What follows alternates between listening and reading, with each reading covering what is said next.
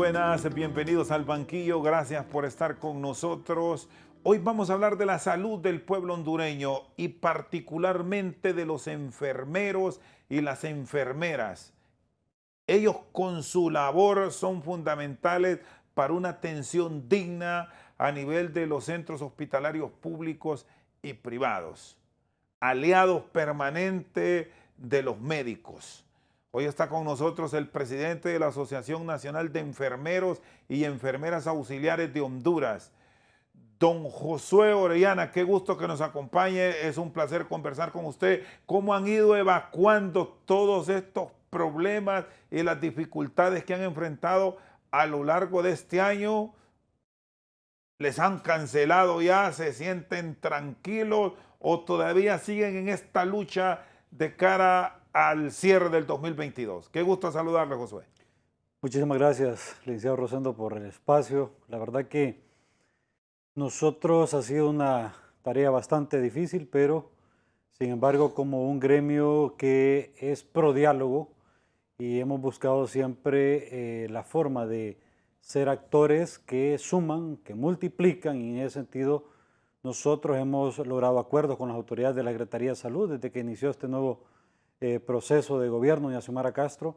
Ha habido apertura de parte del señor ministro de Salud. De hecho, nosotros tenemos alrededor de 9 meses de tener instalado una mesa técnica de la Asociación Nacional de Enfermeros y Enfermeras Auxiliares de Honduras dentro de la Secretaría de Salud.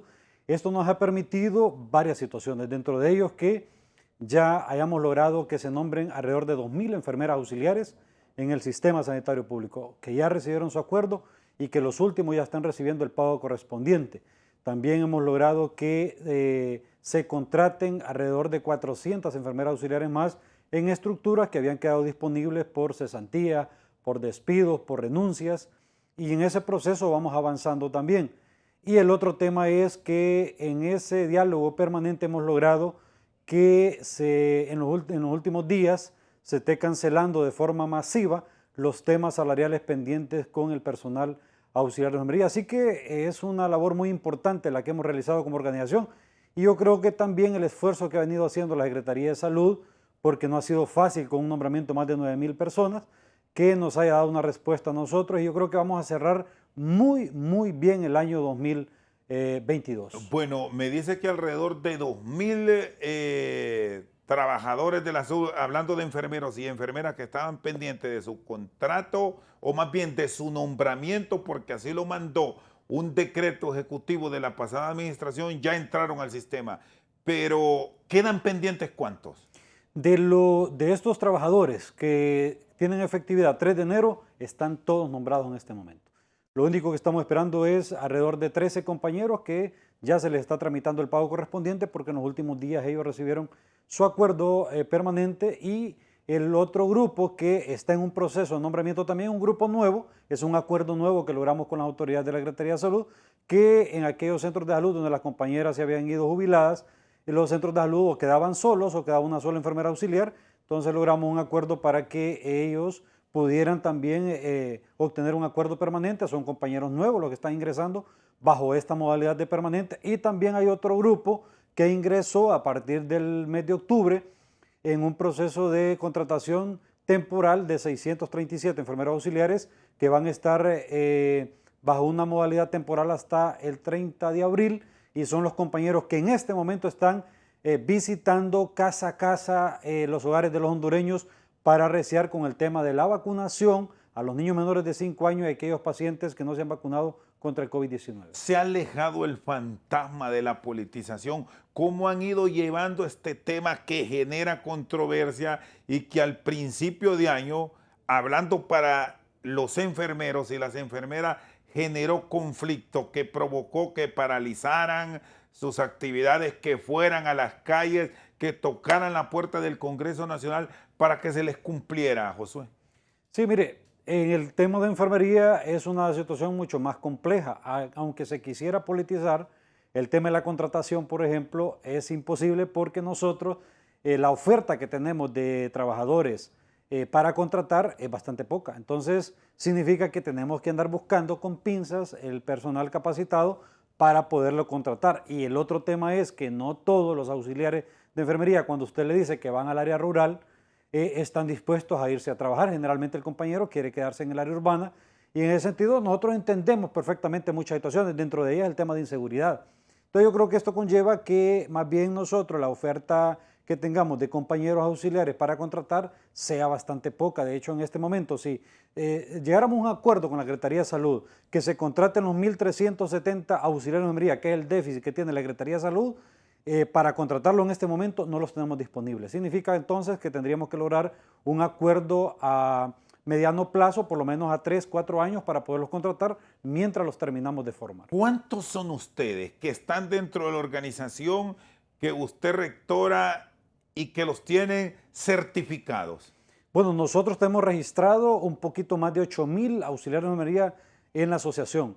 Sin embargo, los que trabajan para la Secretaría de Salud son alrededor de 7,400 enfermeros auxiliares. Ese es el dato que tenemos nosotros y esa es la cantidad también de afiliados que tenemos en la organización. Esto sin contar el número de compañeros que están temporal, porque generalmente lo que hacemos nosotros es un registro del trabajador permanente y el temporal lo tenemos en una lista de espera, que es el compañero que lo agregamos ya a las bases oficiales cuando ya se les da un nombramiento permanente. Sin embargo, la mayoría del personal de contrato también está afiliado a nuestra organización y por eso que usted nos ve luchar permanentemente porque el salario de los compañeros por contrato sea muy accesible, por lo menos que sea atractivo para los trabajadores. De hecho, ahorita, en este momento, los que se contrataron a partir de octubre tienen salarios dignos y eso puedo decirlo yo con mucho orgullo y me alegra enormemente por mis compañeros. Ojalá los que trabajamos para el sistema sanitario público de forma permanente también tengamos esa oportunidad que se le ha dado a los compañeros recién contratados, porque la verdad que el salario base en la Secretaría de Salud anda alrededor de 12,600 y estamos hablando que estos compañeros que se contrataron ahorita anda arriba del doble de ese monto. Son bien remunerados, entonces los de contrato. ¿Y qué pasa entonces con el permanente? ¿Cuál es la aspiración real? ¿Qué les haría sentirse satisfechos?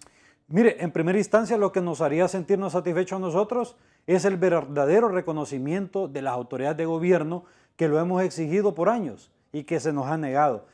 Mire, al personal de enfermería es un personal muy noble. Somos los que estamos 24/7 en los hospitales, en los centros de salud. Son las caras que ven la población permanentemente. Por eso hay una empatía muy buena, muy bonita de la población con nosotros, porque son las caras que siempre ven en los establecimientos de salud dando la atención permanente y sobre todo tocando al paciente. Nosotros somos los que atendemos directamente al paciente.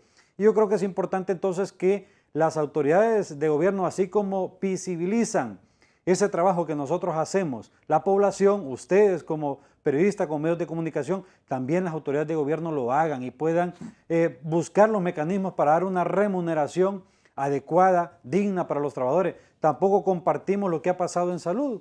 Nosotros en alguna ocasión le dijimos a la exministra de Salud, mire, tratemos de darle una remuneración de acuerdo a lo que dice la Constitución de la República. Igual trabajo, igual remuneración.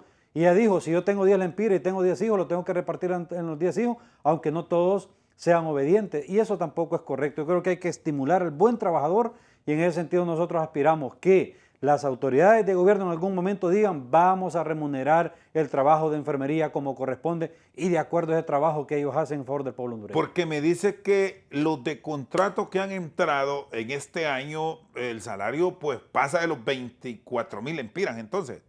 Sí, superan inclusive ese monto porque ellos tienen un salario que se les aprobó que es un poquito más de 20,000 lempiras y también se les aprobaron viáticos para que vayan a la comunidad, cosa que no lo tienen los trabajadores permanentes. Y un trabajador o un enfermero normal que está con nombramiento, ¿cuánto gana? Empieza ganando 12,600 ahorita, porque nosotros, por ejemplo, yo tengo 18 años de estar en el sistema de salud y empecé ganando 3,229 lempiras en aquel momento. Hoy, más o menos el salario mío es más bajo que lo que ganan nuestros compañeros de contrato.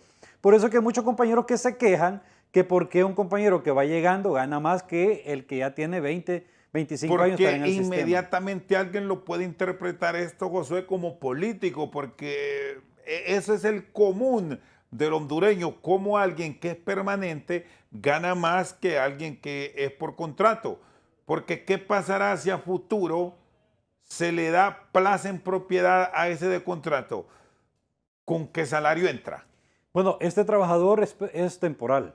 Este trabajador el 30 de abril va a culminar su contrato y ya Cuando termine el proceso, este proceso que estamos ahorita de visita domiciliaria, casa a casa, puestos móviles y todo lo demás, entonces ahí va a terminar la relación contractual que tienen estos compañeros con la Secretaría de Salud. Entonces, esta es una desventaja también que ellos tienen. Sin embargo, yo creo que no nos quejamos de que ellos tengan una muy buena remuneración, para nada. Estamos felices de que así sea. Es más, consideramos que nosotros, los permanentes, también debemos de aspirar a que se dé una remuneración adecuada. Es más, ojalá que en algún momento hubiera una nivelación salarial para los trabajadores de enfermería y que no entrara una enfermera auxiliar con 12.600 lempiras, sino que mínimo con 18 o 20.000 lempiras. Yo creo que eso sería lo justo. Si aquí hay personas, hay diputados que no hacen nada en el Congreso Nacional y ganan más de 90.000 lempiras, entonces ¿por qué una enfermera auxiliar tendría que ganar un salario miserable? Mire, hay compañeras que después de 30, 40 años de estar en el sistema de salud se jubilan con 14.000, 15.000 lempiras que no le ajustan ni para comprar los medicamentos por las enfermedades profesionales que adquirieron el desempeño de su función. Entonces yo creo que es una situación de justicia, no solo de derecho laboral, sino que de derecho humano. Y entonces ahí donde nosotros esperamos en algún momento tener la oportunidad con la Presidenta de la República para plantear estas realidades que tenemos en el sistema de salud y se pueda hacer justicia con nuestras enfermeras auxiliares. Josué Orellana, presidente de la Asociación Nacional de Enfermeros y Enfermeras Auxiliares de Honduras, con nosotros al banquillo. Vamos a una pausa, ya regresamos. Aquí se ven esos derechos de los trabajadores como un tabú y ese tabú entonces lo que conlleva es que lo vean ellos como un obstáculo para poder contratar a un trabajador. Dice, Honduras no es atractivo para poder ir a invertir, pero ¿qué es lo que no es atractivo para el empresario, para el que viene a invertir a Honduras? Lo que no es atractivo es los derechos de los trabajadores.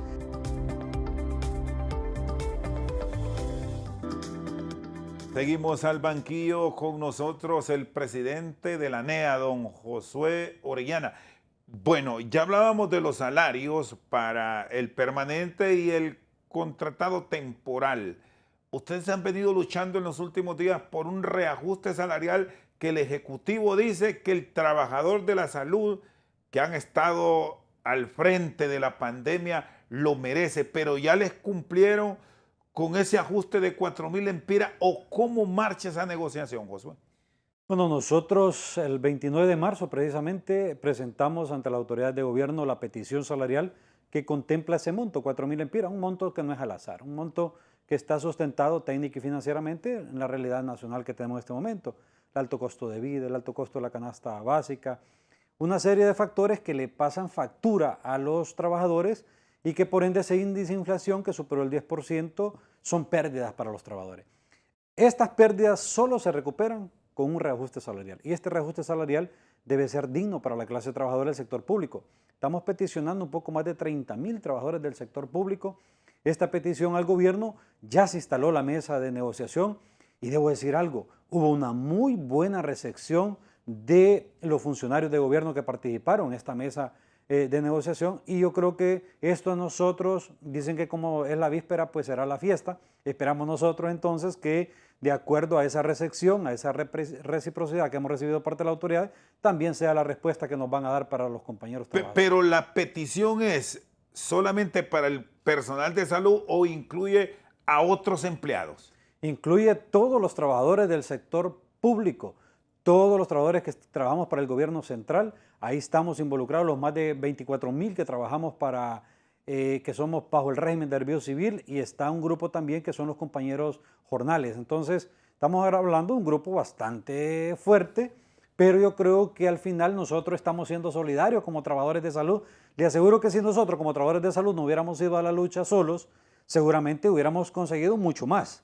Pero también es importante decir, esta situación real nos está pasando factura a todos, y es importante entonces que la autoridad de gobierno nos dé una respuesta de acuerdo a esa petición que hemos hecho, porque al final esta negociación, quienes las lideran son las tres centrales obreras, CTH, CGT y la CUT. No somos las organizaciones en particular a quienes nos dan la facultad. Si a nosotros nos dieran facultad, que es lo que estamos pidiendo para la próxima negociación, que a nosotros, por ejemplo, como ANEA, nos den la facultad de poder negociar con la autoridad de gobierno un ajuste salarial digno para enfermería, porque yo creo que eso reivindicaría a enfermería como tal y a las autoridades de gobierno se identificarían con la clase trabajadora de enfermería. Entonces son los temas que nosotros estamos viendo cómo se ajustan más adelante para poder dar una respuesta a los compañeros Y trabajadores. ya midieron el impacto que se tendría en las maltrechas finanzas públicas si este incremento cubre a todos los trabajadores o han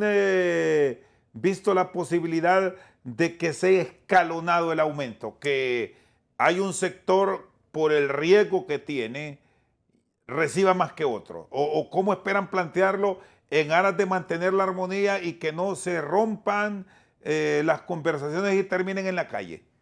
Bueno, le voy a hablar en mi condición de vicepresidente de la CTH.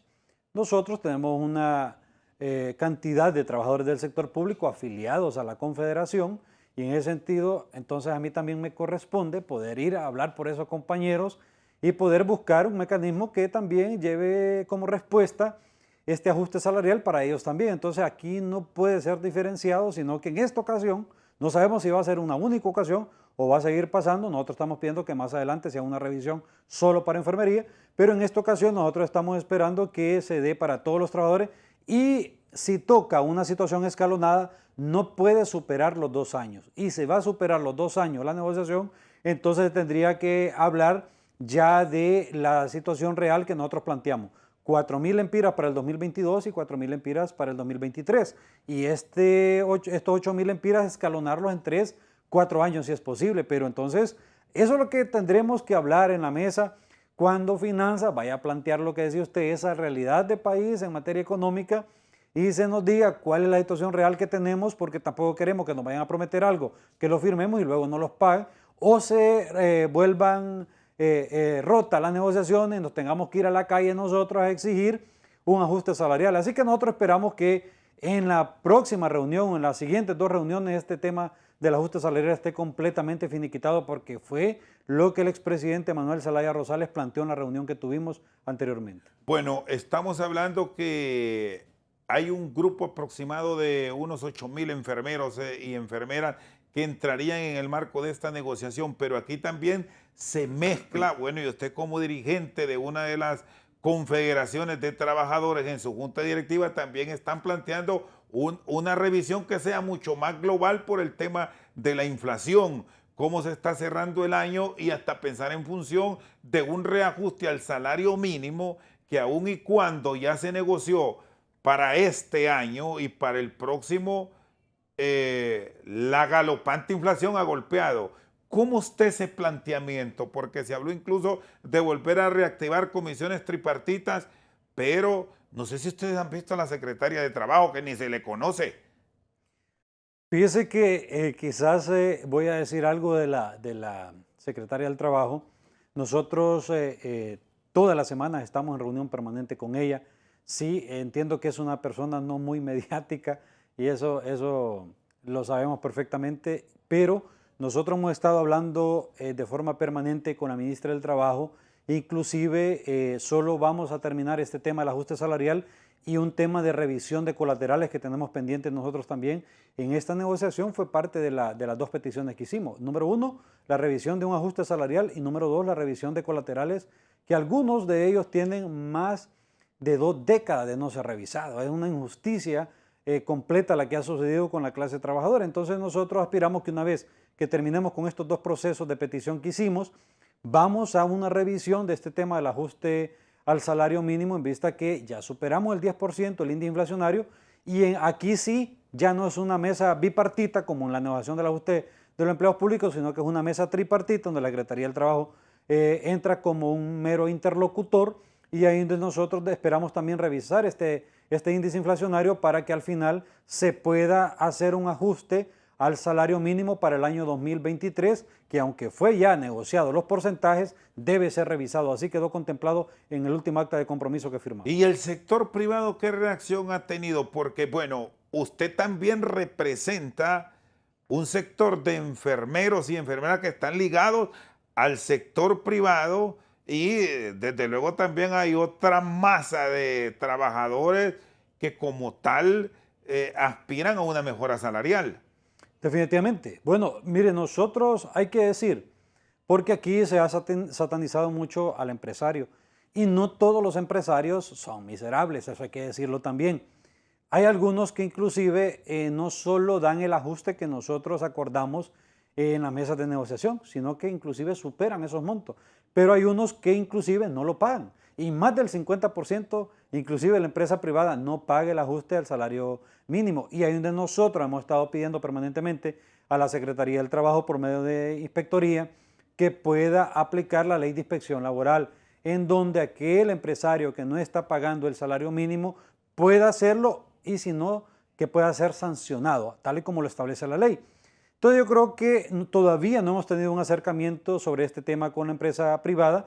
Esperamos hacerlo en los próximos días y eso es lo que va a suceder. Aquí no hay forma de poder obviar este tema y que no nos vayan a salir con el cuento que a veces salen algunos, que entonces se van a ir despedidos 50,000, 100,000 trabajadores, porque aquí lastimosamente en Honduras no sucede como dice el Código del Trabajo, que de las ganancias de una empresa se van a compartir entre los trabajadores, más no de las pérdidas. Pero aquí más bien se quiere compartir las pérdidas con los trabajadores y no las ganancias. Y al final quien genera riqueza es la clase trabajadora con su mano de obra calificada. ¿Qué tanto afectó al sector trabajador, Josué, algunas decisiones que se tomaron, que hay quienes han dicho fueron a matacaballo las determinaciones a nivel del Congreso, que debió dársele mayor pensamiento a la misma para no tener tanto nivel de desempleo o que los índices se hayan disparado más allá que la pandemia ya había golpeado, pero que decisiones como la revisión del trabajo por hora,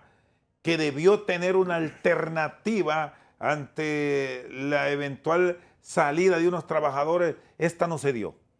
Mire, lo que pasó de la ley de empleo por hora fue que no se socializó y eso sucedió en aquel momento. Se tiró a matacaballos, no se socializó con nadie y al final aquí lo que sucedió fue lo siguiente. Mire, el trabajo por hora lo que provocaba era que si usted estaba en forma permanente contratado, lo despedían y lo contrataban temporal. Entonces se cometieron muchos abusos. Y hay que decirlo, aquí hay muchas situaciones que también se tienen que decir. Dentro de ello es que aquí se ha visto por muchos empresarios, se ha visto el derecho laboral, que lo establece la Constitución de la República, una permanencia, y que lo establece el Código del Trabajo, que después de tener un tiempo determinado usted tiene derecho a una estabilidad laboral. Aquí se ven esos derechos de los trabajadores como un tabú. Y ese tabú entonces lo que conlleva es que lo vean ellos como un obstáculo para poder contratar a un trabajador. Dice, Honduras no es atractivo para poder ir a invertir, pero ¿qué es lo que no es atractivo para el empresario, para el que viene a invertir a Honduras? Lo que no es atractivo es los derechos de los trabajadores. Y yo creo que el trabajador tiene derecho no solo de un derecho laboral, sino que tiene un derecho humano. Y aquí donde se han cometido excesos y por lo que nosotros decimos que ese marco jurídico que en muchas ocasiones se menciona es por tantas prebendas que piden los que vienen a invertir a Honduras que al final no le dejan al país tantas ganancias, sino que lo que logran ellos son ganancias para ellos mismos, inclusive no generan tantos empleos como se dice, sino que lo que generan son jugosos, atractivos para ellos, que lo que provoca en la clase trabajadora es más miseria. Si el que se va para Estados Unidos, no cree usted que se va porque está desempleado, se va porque gana miserables montos de dinero, de salarios mensuales y no le ajusta ni tan siquiera para comprar la canasta básica. ¿Y cuál es el planteamiento que como organizaciones obreras mantienen de cara a devolver un proyecto atractivo y que esa masa salarial de un recurso humano activo no se esté yendo? Porque de pronto hemos encontrado que aquí encontrar trabajadores en oficios puntuales de ahora cuesta.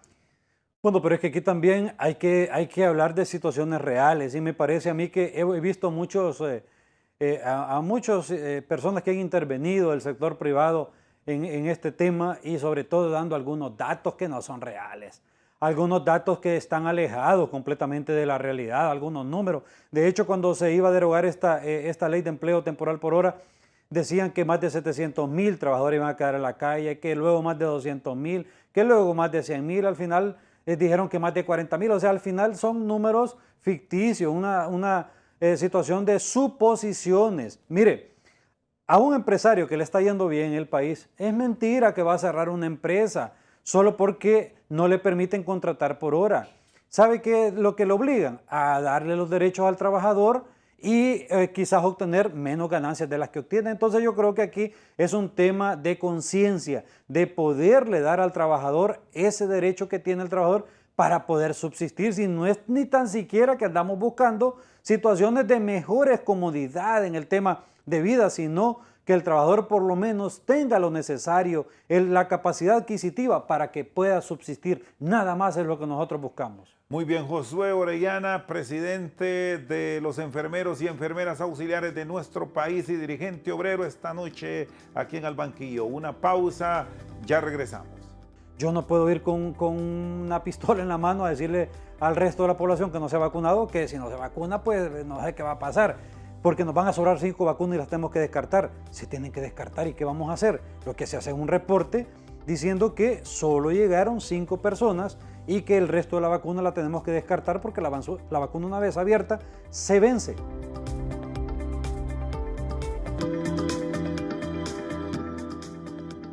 Seguimos al banquillo, Josué Orellana con nosotros. Hemos salido ya de la pandemia. ¿Cuál es el análisis que ustedes hacen con el personal que está ahí, que le enfrentó y que sigue con atenciones, aunque debemos decir mínimas, de tranquilidad? ¿Podemos usar este término, Josué? Sí, yo puedo decir que ya nos sentimos un poco descargados, por lo menos con este tema del COVID-19.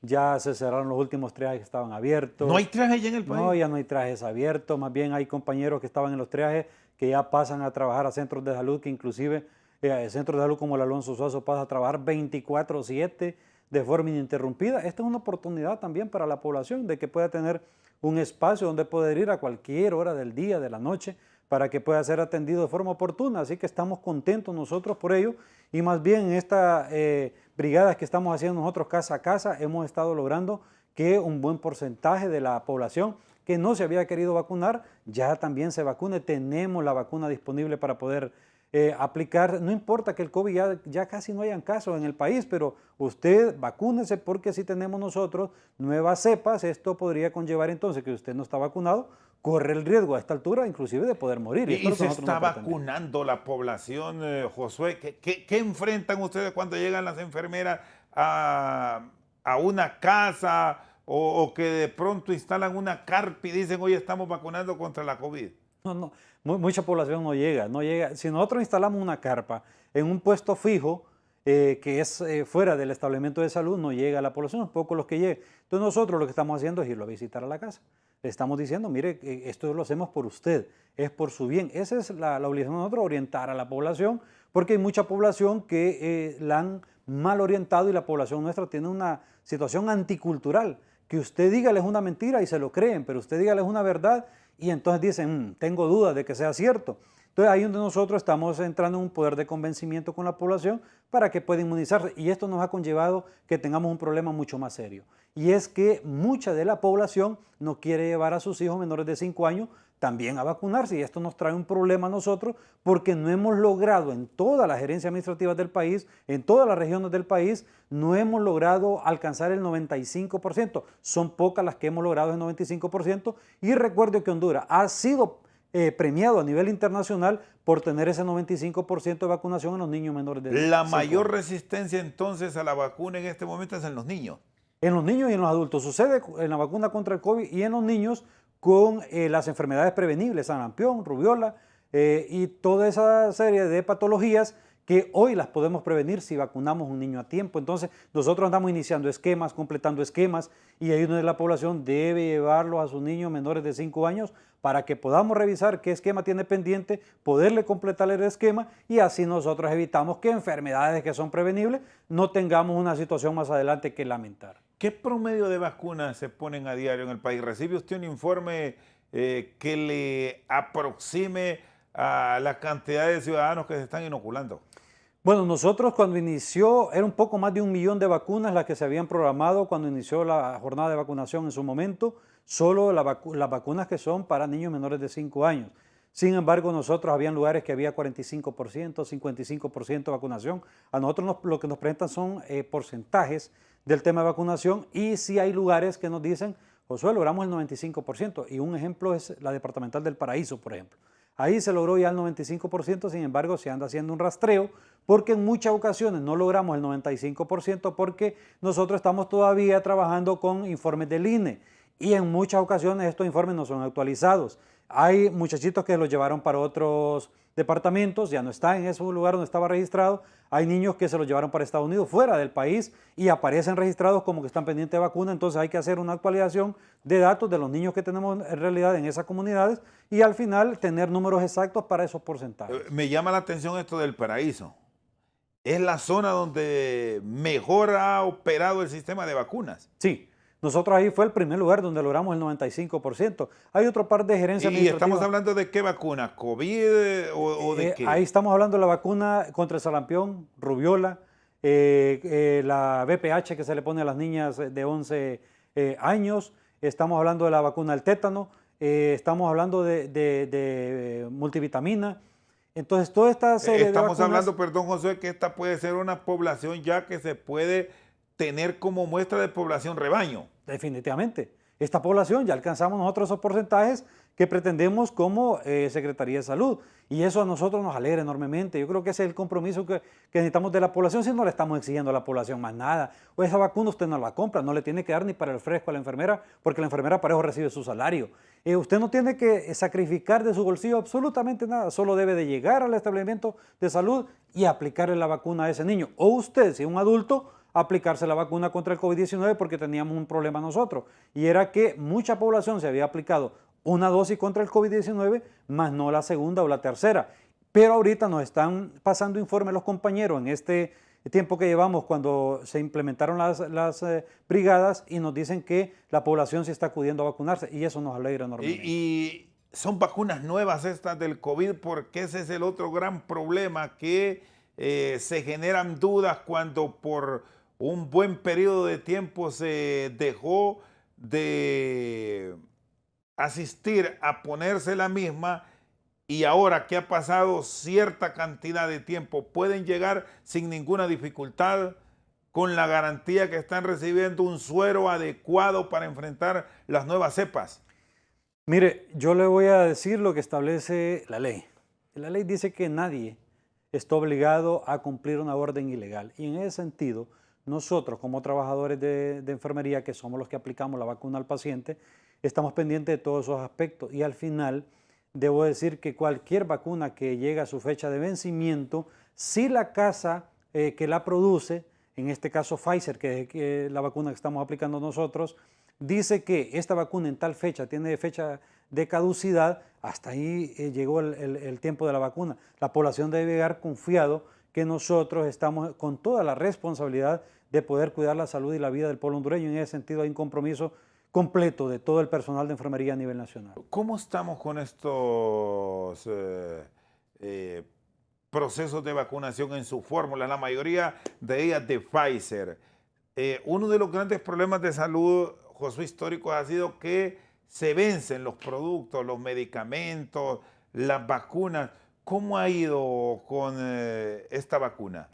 Mire, aquí hasta ahora no ha habido mayores problemas. Sí hay que decirlo que si en algún momento hay vencimiento de vacuna, pues se reporta porque ese es un proceso bastante tedioso. Y puede decirse, sin que parezca pesado, que es normal porque sí, a la ciudadanía no se le obliga a que se ponga una vacuna y los sueros se vencen. Y le voy a decir otra cosa que ha pasado. Por ejemplo, nosotros abrimos un frasco y vaya, y si ese frasco tiene 10 vacunas y solo tenemos nosotros 5 personas que vamos a vacunar, yo no puedo ir con una pistola en la mano a decirle al resto de la población que no se ha vacunado que si no se vacuna, pues no sé qué va a pasar, porque nos van a sobrar 5 vacunas y las tenemos que descartar. Se tienen que descartar, ¿y qué vamos a hacer? Lo que se hace es un reporte diciendo que solo llegaron 5 personas y que el resto de la vacuna la tenemos que descartar porque la vacuna una vez abierta se vence. Entonces nosotros, ahí lo que nosotros debemos de hacer es reportar que abrimos un frasco, no llegaron todos los pacientes que esperábamos y al final no vamos a dejar de captar 5 pacientes por no arriesgarnos a perder la vacuna. Entonces, es normal de lo que sucede. A la población no se puede obligar a que se vacune. Eso es un tema de conciencia de cada uno de los hondureños. Y hoy nosotros le hacemos un llamado al pueblo. Esta lucha no es solo los trabajadores, no es solo las autoridades, es de todos los hondureños. Es decir, que sí hay vacunas que se han vencido. Definitivamente, toca, pasa. Y cuando teníamos aquel momento difícil, cuando no teníamos vacuna, por ejemplo, que era muy limitada la vacuna, que usted sabe que buscábamos rangos de edad y solo a ese rango de edad se le podía aplicar. Si sobraban 4 o 5 vacunas y había gente joven, nosotros la aplicamos y que, a esa por gente cierto, joven. recuerdo que por un procedimiento como este que me explico, en determinado momento se le satanizó que cómo era posible, y vea cómo han cambiado los tiempos ahora. Sí.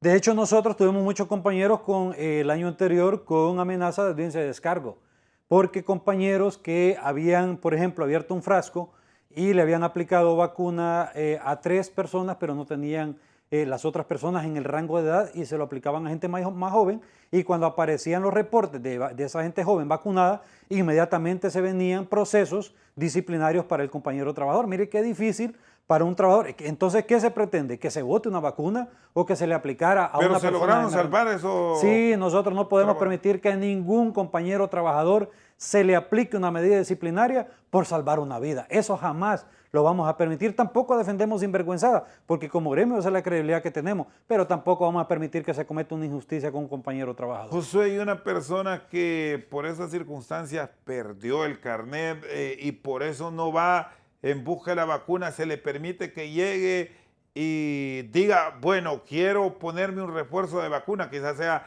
la segunda, tercera, cuarta, qué sé yo, hasta 5 que tienen alguna. Si firma y tiene esa responsabilidad, ¿se le pone? Sí, nosotros no tenemos problema en eso. Lo único que se exige en algunas ocasiones es que esa persona vaya donde originalmente fue vacunado, porque ahí queda un registro del trabajador.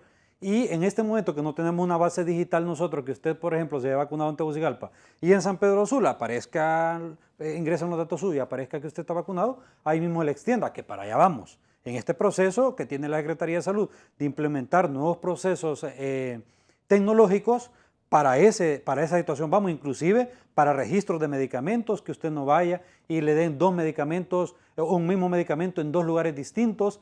Ese es el proceso que está trabajando, pero en este momento nosotros recomendamos que usted vaya donde originalmente se le aplicaron esas vacunas y llegue sin ningún problema. Perdió su carnet, no se preocupe. Le hace falta una dosis, le aplicaron 3, pero le falta una, perdió su carnet. Vaya a recuperar ese carnet y aplicarse la 4ª dosis. Muy bien, Josué Orellana con nosotros al banquillo. Una pausa, ya regresamos.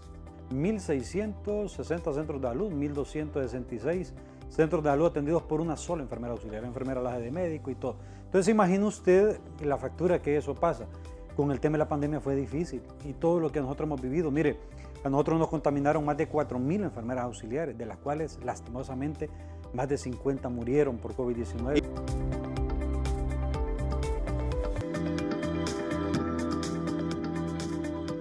Seguimos al banquillo con Josué Orellana. ¿Qué tanto ha afectado al trabajador de la salud? Y aquí hablamos de enfermeros, de responsables de camilla, de aseo, enfermeras profesionales, médicos, cirujanos, especialistas, etcétera.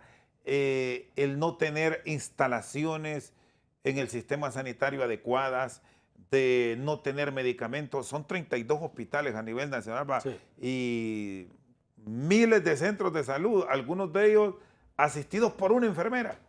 Sí, es parte de la realidad que tenemos nosotros en el país.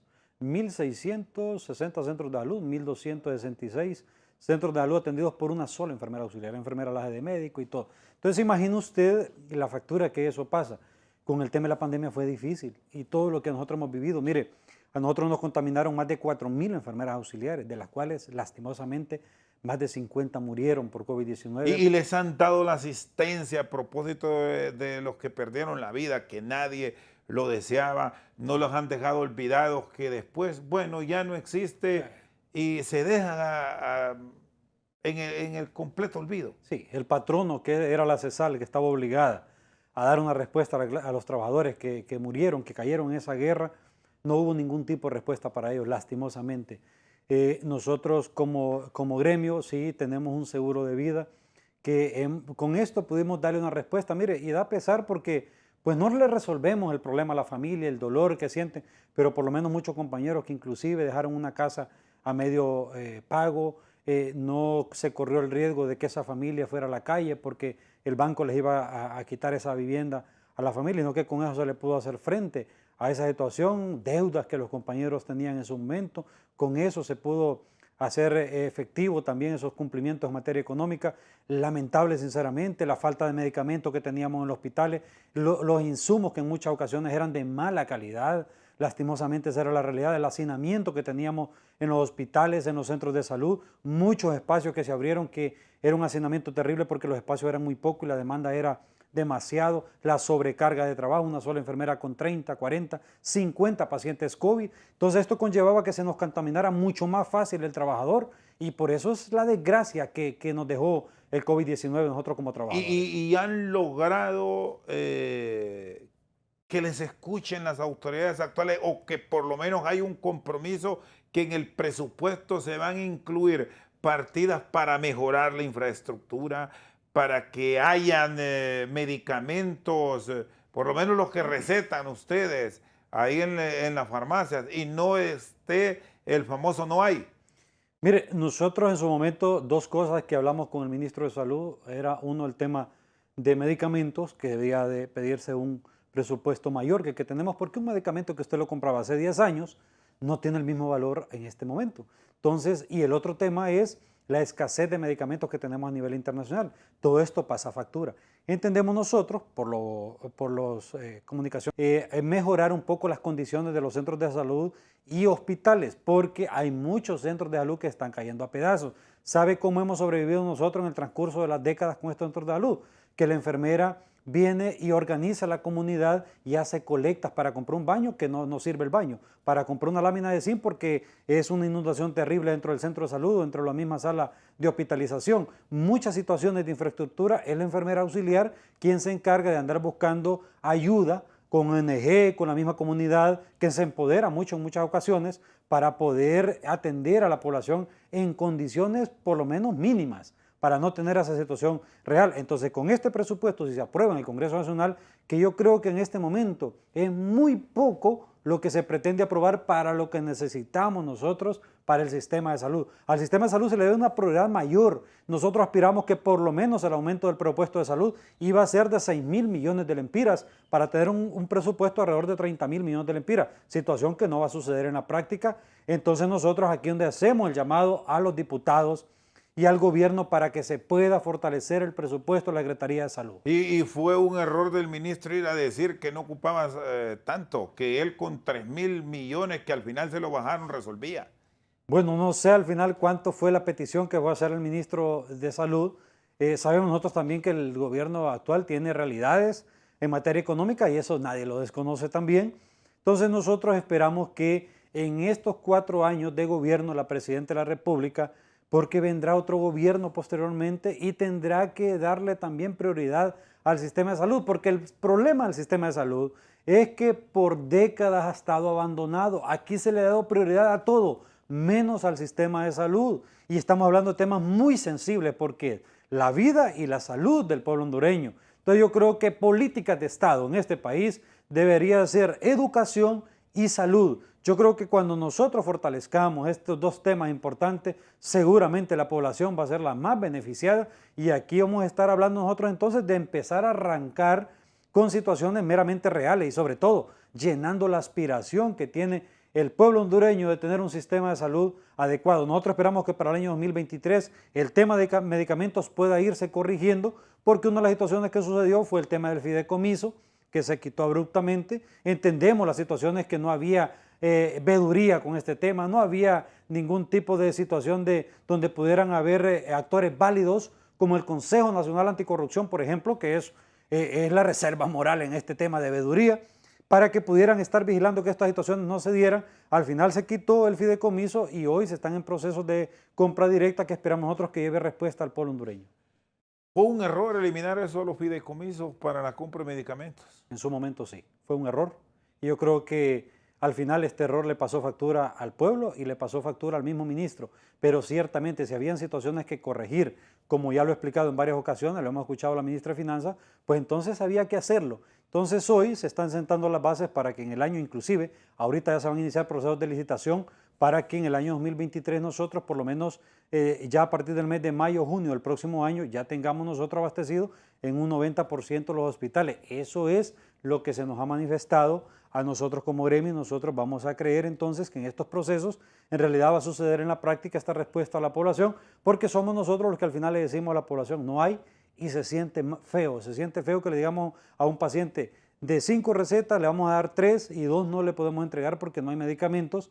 Pero también aquí esperamos nosotros que esta situación a nivel internacional mejore. Yo hablo con muchos presidentes de enfermería de Latinoamérica y en muchos de los países es casi la misma situación que tienen de abastecimiento por esa situación que enfrentamos a nivel internacional de poca producción de medicamentos, y entonces países como los nuestros, con tercermundistas, generalmente los dejan de último.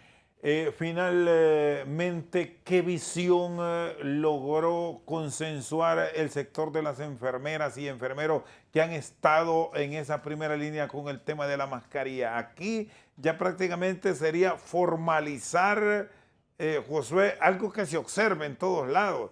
Es muy poca la persona que ya la usa. Debe ya pronunciarse el Congreso y ponerle un punto final a esto. Sí, yo creo que en el tema de la mascarilla, Secretaría de Salud hizo lo correcto. Secretaría de Salud tiene los porcentajes de vacunación que hemos ido alcanzando en las últimas semanas, y esos porcentajes de vacunación conllevan entonces que Salud ha peticionado al Congreso Nacional que revise el tema de la derogación del decreto que obliga a que los hondureños usemos la mascarilla. Y yo creo que en esto sí nosotros hemos hablado con nuestros, no solo la percepción de nosotros que tenemos como trabajadores de salud, sino con nuestros asesores, y en ese sentido hemos consensuado con ellos que debe de concertarse con los sectores que el uso de la mascarilla sea por lo menos hasta finalizar el año 2022 y por los temas de fiestas de Navidad y todo lo demás. Sin embargo, nosotros creemos que esto debe ser en las últimas semanas en espacios meramente cerrados, no en espacios abiertos. Yo creo que en espacios abiertos ya no debe usarse la mascarilla, y al final ya para iniciar el año 2023 ya no sea obligatorio el uso de la mascarilla. Si alguien quiere usarla, pues que sea su voluntad, pero ya no podemos nosotros seguir los hondureños invirtiendo tanto dinero en un uso de una mascarilla, que yo creo que ya con la vacuna esta situación ya casi se resolvió completamente. Gracias, Josué. Feliz noche. Josué Orellana, presidente de la Asociación Nacional de Enfermeros y Enfermeras Auxiliares de Honduras, con nosotros al banquillo. Por su sintonía, muchas gracias.